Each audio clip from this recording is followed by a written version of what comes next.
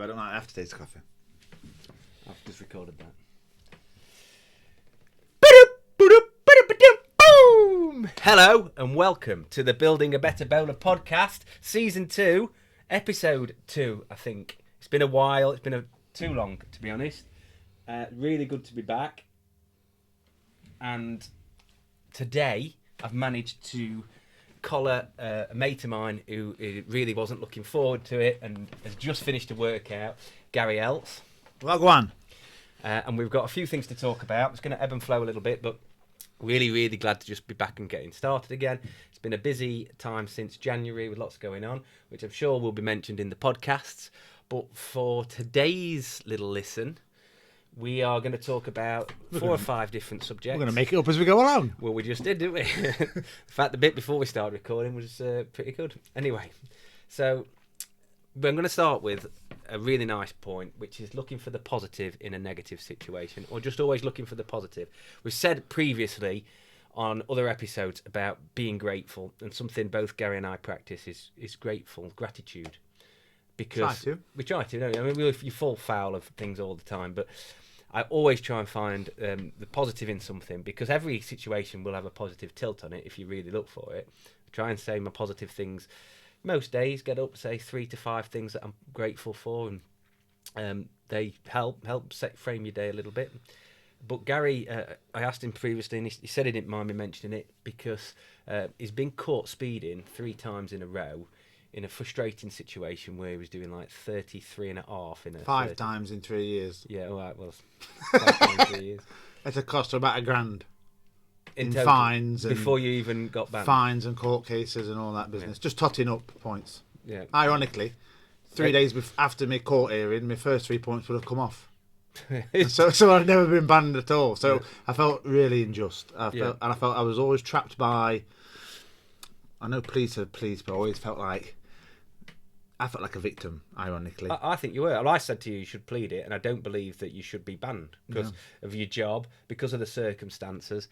For me, it's a money maker. They always get you on top of a hill round a corner, and you just accelerate. And they say, my argument is, if you get done by the cameras that are static, then fair enough.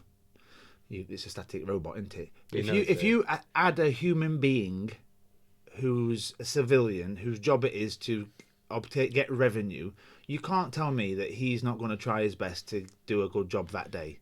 And he's going to strategically place himself. I know legally that they say on the website we're going to be here, there and everywhere, so they can't get done for entrapment and things like that. And they're supposed to put a sign in advance, aren't they? Yeah, and she's always obscured by. And this something. is me. This is my chimp. This is my amygdala from previous episodes running away with me, saying, "I understand that I've done wrong and all that, but if I was, you haven't done wrong. You've made a mistake, or you've shown lacks of concentration. You've not committed. So you've not intentionally gone out and committed a crime. No, this is the difference for me. Yeah.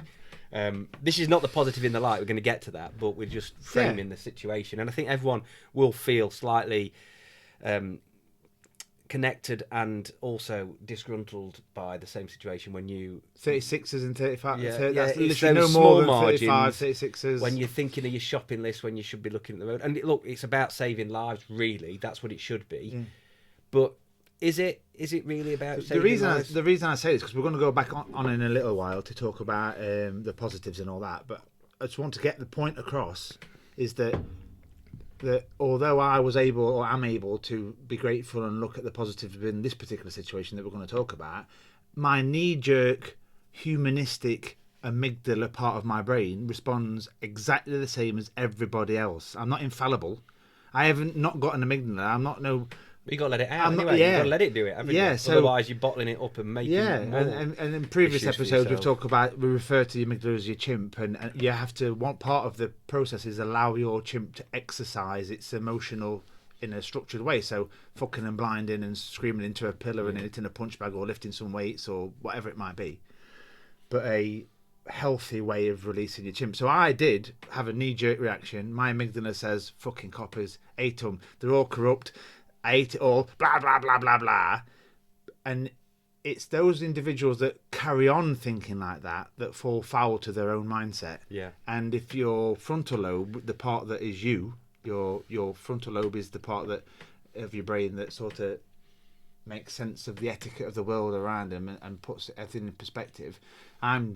We are, lots of people are sort of training that part of the brain to appease the amygdala and saying, look, let's look at this from a different perspective. Yeah, well, ultimately, that's what we're doing now. You're dead annoyed about it. You let that go, and then you've got to sit back and go, actually, there's a line, and that's 30 mile an hour. When you're allowed 10% of that, which is 33, and I went past that. Done. So, Facts. I did do it. Ultimately, it's black and white, the law, and I've crossed it, although we don't agree with it, so that's it. But I represent him in court, so people are going, do this, say that. I'm like, no, I'm going to walk up. He's just got out of prison. 10 years. Yeah, but I went in. I thought there isn't any mitigating service. Like I've done it, but I didn't want to fall foul to allowing my amygdala to believe, because one thing that we're going off on a right tangent now, aren't we?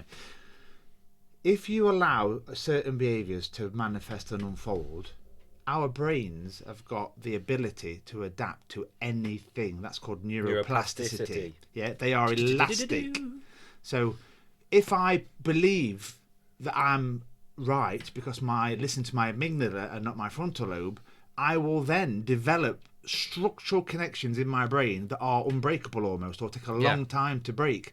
And so if I constantly believe I'm right because my emotions tell me that I'm right, and actually it's totally wrong, I will actually build connections that are so strong that you are not even switched off to the possibility of another perspective. But then you build cognitive bias, which we're going to come on to later as well, aren't we? Which we were going to talk about. But what Gary, the point we're making is obviously it was an annoying situation. Many of us have been in, and it was it had that many that he was going to get a ban. I personally think he shouldn't have been, but I'm glad he has been. I am. Because it built up to, do you want to tell everybody what you were planning before that, and then what's unfolded since with your bike riding, your newfound green zone training that you never intended, the fact you're getting out in the fresh air and the sunshine more, you're actually really enjoying being on your bike, and it's amazing. I've got to be careful because I've got ADHD. Yeah. I don't know what part of me enjoying this process is just me being stimulated in a different way, and it's actually tickling my ADHD. That dildo on your seat. Isn't it? Yeah. I know. I ain't got to see it. Just got post. Yes, that's it. The post. Fucking love biking me. Bit saddle sore to start with. But you still warm up into it when it hits your diaphragm. No, but I think the catalyst for this particular podcast is when me and you went for breakfast. Yeah. And I says to you, and I sort of coined this sentence that I've had my liberties taken away from me from driving, yet I've never felt so liberated. Yeah. And that's an absolute true, and it's gone. I'm going to put that on a T-shirt. I'm just writing it down. Liberties taken away. I've had my liberties taken away, but I've never felt so liberated. Copyright Gary Ells 2024. And the reason I said that is that, so let's say from a physical perspective, I've got a really bad knee, I've got a meniscal tear, I've got a 6 centimetre Baker cyst in my knee, I train here, and every morning I limp downstairs, and I've lost the freedom of movement through just being 48, weightlifting and time. And little did I know, I'm 3 weeks into my bike riding now, and I'm still training as much as I had, and I ain't got a bad knee anymore. So I've been liberated from a functional movement perspective. I don't limp downstairs anymore, and that feels like a blessing. But you would never. We've always said we need to do more green zone. We ought to go out on bike steady. We ought to. We should.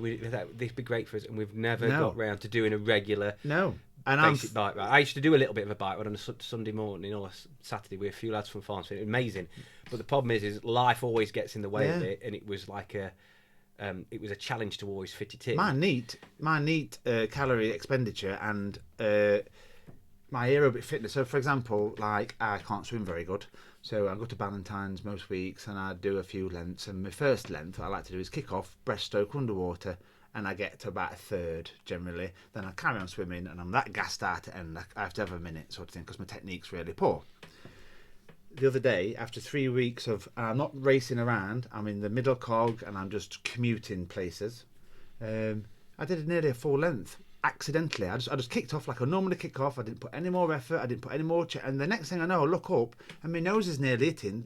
I did a full length underwater without any tying. So my cardiovascular VO2 max. I don't know what the technical term for it is, but my oxygen carrying capability maybe. That's not your VO2 No, max, I've got probably more EPO, ain't I? So I've got more erythropoietin. I've got more red blood cells because I'm. Have you checked your blood pressure since you've been doing it? I've knocked it down by 20 milligrams of mercury. So my systolic blood pressure is normally 149. I'm borderline hypertensive. Yeah, I remember. I'm down to like 130s, 120s now systolic. It's got to be stress reducing. This one thing we discussed after this was, so Gary's found the positive in it, which is amazing. He's enjoying that's it. That's just the physical bit. Yeah. Never mind the. But just before we go on to the other bits, on the bike riding. So in UK, we have a few people who ride to work and it's brilliant. But what I've observed, admired, and found lacking in the UK is something the Europeans do. They do it in Holland and they do it in Belgium. And they have lots of good bike lanes, and we see it, and everyone says, "Oh, loads of a bit flatter." But the truth is where I travel too often in Belgium, it's not that much flatter than here at all. Really, there's hills, and they get paid.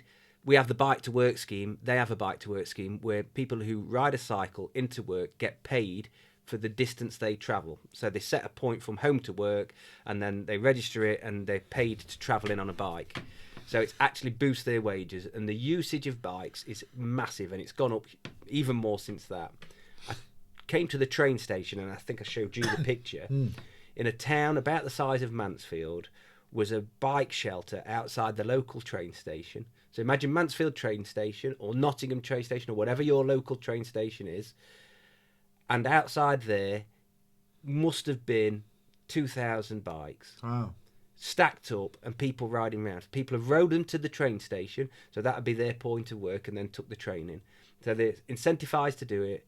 They're doing it. And if you look around visibly, the amount of overweight people in Europe, in these countries, is less. So it's a visible, non-accounted for sign, but I've observed it. Anecdotally, it's there. And the thing is, it's saving the government money because these people are healthier. It save they're not they have to subsidise a bus fare. Why not subsidise the cycling? They've got cycle lanes, but not everywhere. Some people still have to travel a distance, over areas that aren't as well equipped as others. But just seeing the difference in you, admiring it, and feeling a little bit jealous that it's not been forced upon me. It's odd, isn't it? But you've got the absolute ability to get a bike and do exactly the same. Absolutely, yeah. I've got two bikes. I could ride in 8. Yeah. I've got enough to have one bike here and one bike at home. We're as humans, we're predisposed to taking the food from the lowest branch. We're energy efficient phenomena. That's why we're getting fat and fucking frumpy, because we don't want to put extra energy into doing stuff when you've got the Uber Eats or you can get a car, because it's not. It's crave the highest calorie food, highest calorie dense food, and the easiest way to get it. So that's why fast calorie food, but you only have to move off your sofa for if that is the most desirable, isn't it? So that's interesting. It's been forced upon me, and I'm getting the benefits. You have got the exact same opportunity. Yeah. And you admire it and want it, yet you're not doing it, because inside you there's a survival mechanism that's fighting against the absolute obvious. Yeah. Another, from a freedom perspective, is I live in Kirkby, one house in main town of Kirkby, and then my girlfriend's house is on the periphery, and I commute between the two, and I commute through 2 parks, and that's just my connection with the community. Like, I drive from my house to the gym, from my house to work, from my house to my girlfriend's out on the main roads, thinking that I'm free, getting the illusion that I'm free, sometimes I adhere to the road laws, but often not. But now, because I'm commuting through the parks and stuff, I'm seeing kids playing. I had 5 minutes watching young 8-year-olds football club training last night. And just the sense of feeling part of the community, and just feeling part of it. And I didn't realise it were missing until I was forced to go on the bike and just commute around and meander around. And it just felt nice. And I used to make comments. So Carrie, my girlfriend, lives in a rough area of Kirkby. And I go in her house and we talk about them as though we're not them. Like, we live in the house, we've got that same demographic, same postcode, same lifestyle. And we go, yeah, but these lot round here. As though I'm not it, but then I think, I don't know what them are, because I get in my car outside house and I drive off at 30 miles an hour, 36 sometimes. I drive off at 36 miles an hour and try not to get caught. But my point being is, like, I'm making judgments on a community that I have fucking no understanding of other than Morrison's and driving through it. And actually, I feel a bit guilty, because as I walk through these parks and drive through these parks on my bike, and I see these single parents and these mums, there's a good percentage of them, and all kids are playing football, they're all happy, they're all laughing, they all look healthy.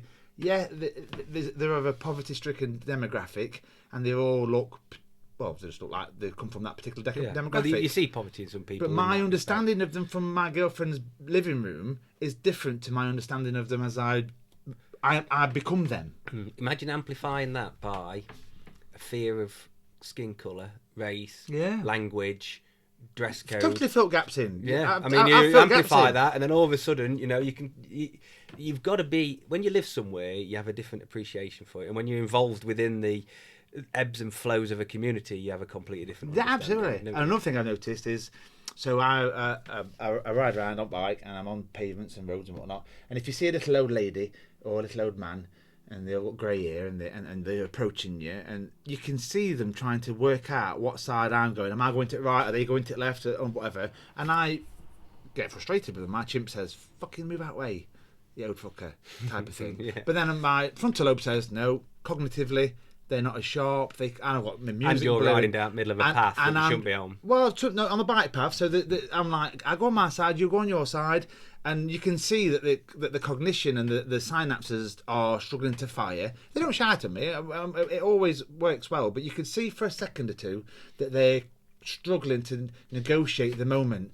And I forgive them for that, because that's my job. And I'm at wrong. No, I'm no more wrong than them. But what I have noticed is the younger population who are walking around, they might as well have a fucking hood on their heads. Yeah, they've completely unaware. Oh my God. So you wouldn't believe, because I'm a bit of a manipulating, predatory type character in my brain, naturally, and I'm like walking around, thought, could I have you? They are oblivious. I've got music blaring. I'm on a bike. Well, I was going to say, what might distract the senses of him a bit is the flipping deep bass tantrum music that you've got. I sound like ice cream van going around. When I was in gym the other day, and I said to you, coming through the door, I thought a fucking plane was landing. It's like, binaural beats. I was like, that's low, and then you came in through the door, and it was you with your. Oh, kids Ryan Cogsmore think ice cream van's coming. They're running after me. But you know on that's phones, isn't it? That distract for kids. You wouldn't believe. Well, I would, because I'll give you a situation that happens quite often in the morning. Fucking lemons. My kids have got time limits on the phones. They hate it. Like, you're so restrictive. You're controlling. You're a narcissistic father figure trying to control everything they do. I'm like, quite receptive, aren't they? Your kids are on point, aren't they? So every morning. So what I do is at night before bed, it goes off. And I use it as a punishment sometimes. I reduce it, and it's later than I'm really happy with, but it's earlier than they're happy with. So I consider we're both unhappy. It's probably about the only time it's going to be settled at. But in the morning, it kicks in at 7:30, just before their alarm. So the time goes on, then their alarm goes on. For me, I find it already, so I'd like to extend it till 8:15. So they don't get any time before school, but they want to check in with the mates. They do it then. So I've got to allow a little bit. But what this morning, and same every morning, boys, you ready? Yeah. Okay, come downstairs. 10 minutes later, boys, yeah, I'm coming, Dad. I'm just getting ready. Okay. Now Oliver's a lot better than Ben. Ollie, you've got like 5 minutes. Yeah, I'm coming. Then he's down, and basically he's been sat distracted by his phone. He's got one sock on. 10 minutes later, he's got his toe in the other sock, but all he's on the phone, and it keeps tweaking him.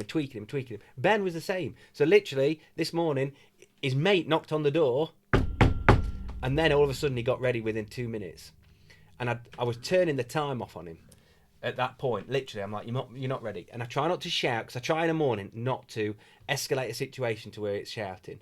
What I should have done is gone up and probably dressed him. He needs a little bit of man management. Not every morning, actually, it's not fair. Not every morning is like that, but that is a continuous battle between giving them the chance to check in. So what I try and do is, if I'm a little bit smarter and more equipped, is I'll go, right, boys, get up. I'm just turning your time limits on till you're ready, and then I'll put it back on. Boom, ready. Yeah. And then but the incentives are already. That's instead of me being instead of lazy parenting, that's active parenting, Yeah. and it's partly my fault. I mean, people listening to this go, we should have just turned his time limit off, but it was a bit delicate at the moment. Didn't want all that kerfuffle, and I was distracted doing other things. But for that entire time, I bet you they couldn't tell me what colour the socks were, where the tie was, none of it. So, They're literally zombified. Kids have their phones bullied or have their phones robbed off them or. Well, it's like the end of the world, isn't it? Yeah, but I target them. If I was a roadman that's going around wanting to nick stuff off people, it's fucking slim pickings. No, not slim pickings, easy pickings. Yeah. Like I drive around and I'm like on the shoulder and they don't even know I'm there. And I thought, and if I got some ill intent towards you, young man, young lady, you're done.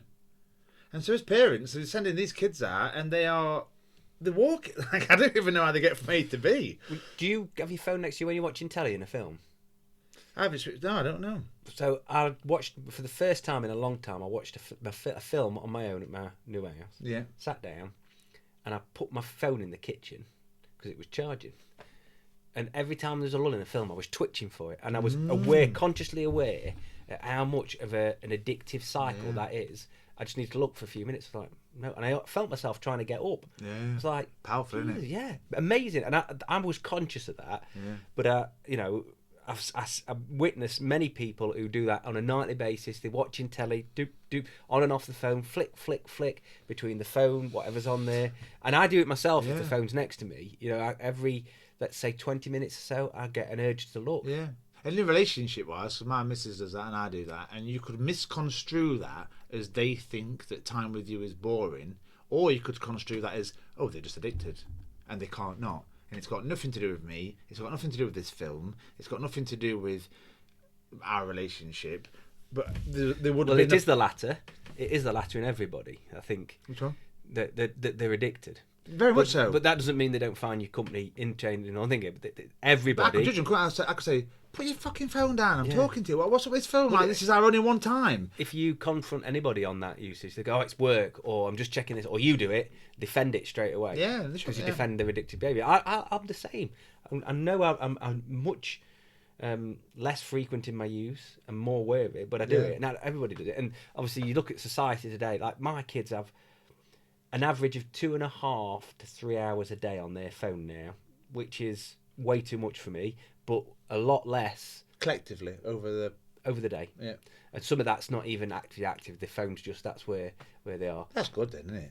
It's good, but it's still too much, and that's been reduced because in the summer holidays we've had days where they've not felt like doing much, left them to it, and we've been busy, and they've had nearly 8 hours flicking through various apps, and I'm like, Jesus, that's. Yeah, you can induce panic. Well, you can induce withdrawal, wouldn't you?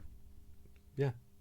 But that's the things that I've noticed, and my ability to.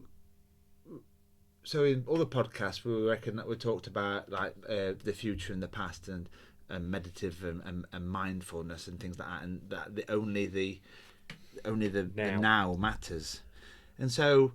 I'm banned till September. I'm not counting down. I'm not even thinking about September. Like, September will come when September comes. Almost be gutted when it comes, won't you? I'm not. Well, ironically, I recognise that I'm fallible, and I recognise that I'm human, and I recognise I want to get back in that car. But I'm going to as best as I can, try and adopt a balance between the two, because I like being fitter, and I like not having a poorly knee, and I like having the freedom and the feeling of being part and being part. So if you're in a car and you haven't got to put any effort into driving, you can only think about the destination you're about to arrive in, and that is in the future. Whereas on a bike, what I've noticed is I'm more concerned about the rain and the wind and me being on my bike at that time, and by definition I'm in the moment. I'm not rushing to get anywhere, and it feels quite visceral. Like, I really enjoyed that. What's that saying? If God gives you lemons, make lemonade. Yeah. Like, I enjoyed life gives you lemons. I enjoyed the sun when the sun was out. But then this morning it's a bit dark. Yesterday I got piss wet through. Well, just before you came to that point, I was going to comment on the lack of involvement with seasonality, weather. So we cover ourselves up. We go in and out. We run in and out of the rain. You know, if you see Indians and it rains, they dance in it. It's like an amazing thing because they don't get that much of it. But we disconnect with the environment massively and force it. So we want central heated houses or air conditioned houses when it's hot. When it rains, we whinge about it being wet. But you know, if you're walking and I'm quite happy sometimes in the rain. If I've not got my work clothes on and got to get changed straight into, Once you accept the fact that you're going to get pissed right through, fucking embrace it. I miss walking the dog a little bit because I used to go out. Some mornings would be great. I got out in that fresh air and forced myself out the door just to experience a few minutes of nature in the world and like you say, the interactions. It's so nice. There's something quite proud in it. And ironically, I've broke law, haven't I? So, but I feel quite proud. And I say to a bit of a martyr, really. I've said to Carrie, like, it's my cross to bear, and I'm almost. Do you know what I mean? I'm almost like, here's fucking Jesus, here's Jesus again. But I'm like, it's my cross to bear, Carrie. I'm like, you fucking dickhead. You fucking. And they're going, oh my God, no, you're doing it like, oh, I'm just a mere mortal. Yeah. He rode 3 miles in a day. Aren't we?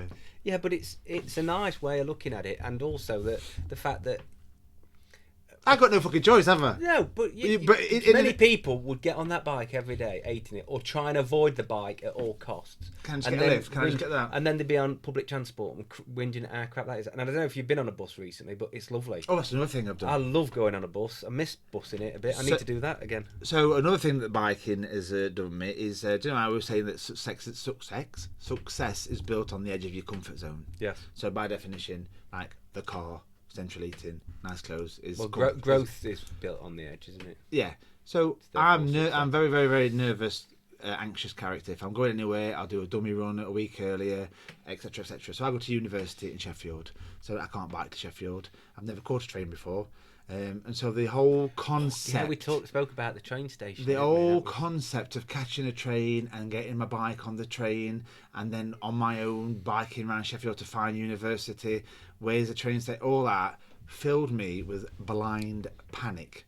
My missus was absolutely implicit and instrumental in holding my hand and walking me through it. I booked my train ticket for the first time, and people listening would say it's easy, isn't it? Well, it's only easy if you've done it before. Some would, some wouldn't. Some would completely, and this is the great thing, connect to that. Yeah, well, to the point where, so I've done it to 3-4 weekends on bounce now. My last university, I didn't have to go, so I didn't have to put myself through that, and I chose to put myself through it just to rewire and assist in that neuroplasticity, and I do something that's uncomfortable. It feels overwhelmingly anxious, and then you get that. Well, and I always say to myself, like, "Well done, guys! You fucking nailed that, you've." Yeah, and it's as simple as getting which carriage to go on. There's only certain carriages to go on. Yeah. How long does the train stop before it pulls off again? I went on the earlier train and I'd got the right ticket. And from Alfreton to Sheffield, there's only two. It's only fucking there and back. And there's only two what's it called? Two tracks there and back. When you get to Sheffield, there's 8. There's 8 platforms.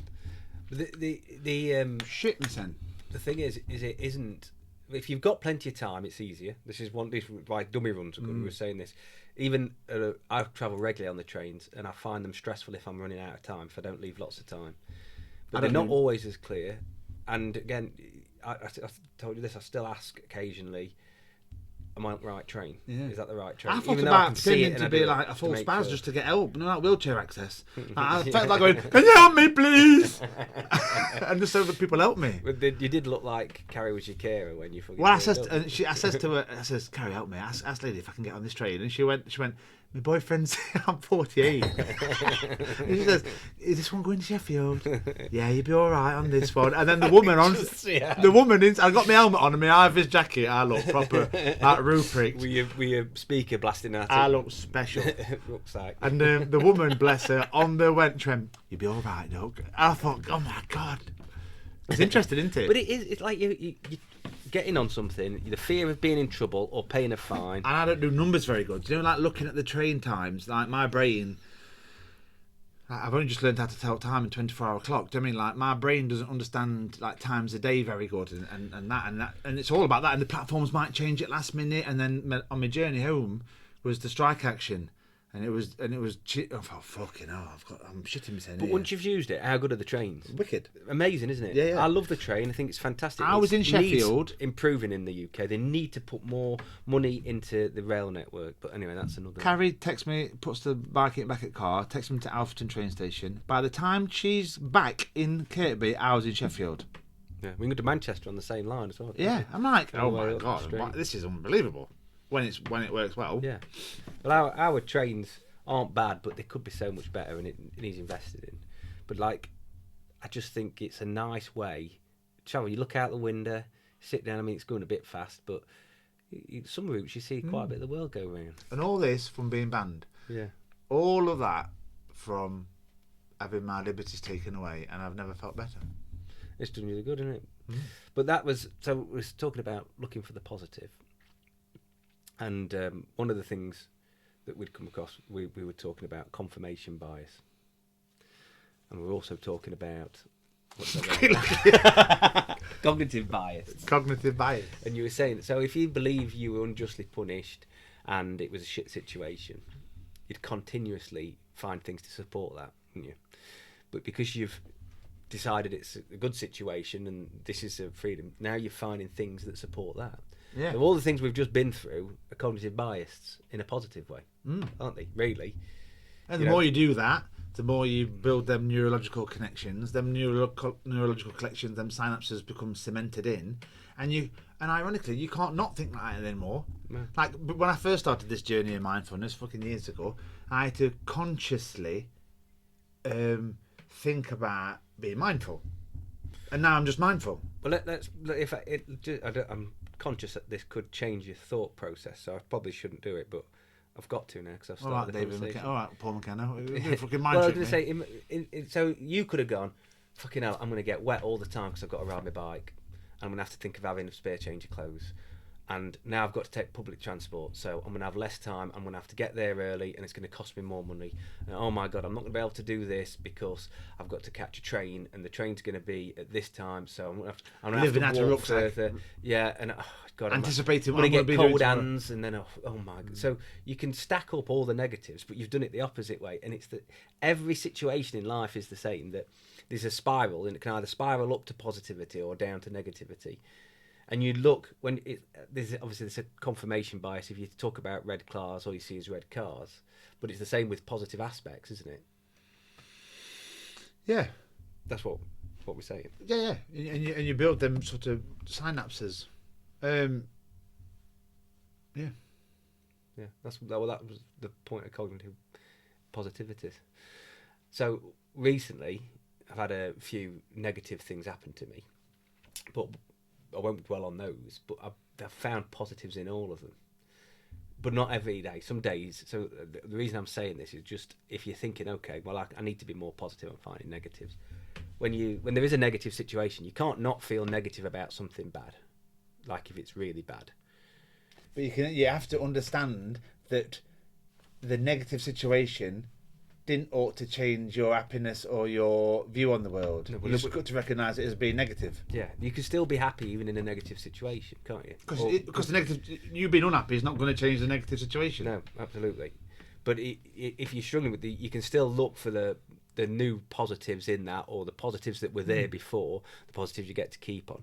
And I think you've just got to repeat them over to yourself and find them. Mantras are, aren't they, and things? Well, I suppose a mantra is something you say to yourself over and over again, isn't it? Which is, if you get in the morning and do your 3, 4, 5. I like meditate on my. So it's called like when you disassociate. So like, when you drive home from I used to do night shifts, and I used to drive home from a night shift and think, fucking hell, how did I get home? Like, I can't remember that entire journey. And at that point, you've disassociated, and unconsciousness is taken over.